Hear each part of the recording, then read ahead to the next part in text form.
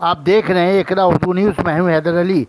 मगरबी बंगाल यूथ कांग्रेस सदर शादाब खान की क़यादत में बेरोजगारी और किसान मुखालिफ बिल के खिलाफ हावड़ा जिला यूथ कांग्रेस के हामियों ने हावड़ा मैदान के सामने एहतजाजी मुजाहरा किया।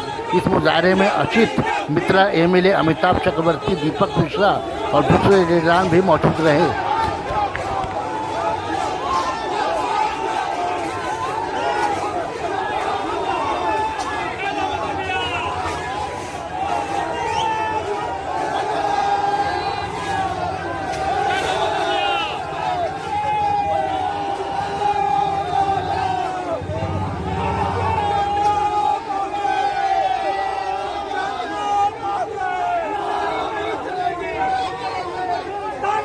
नहीं चलेगी।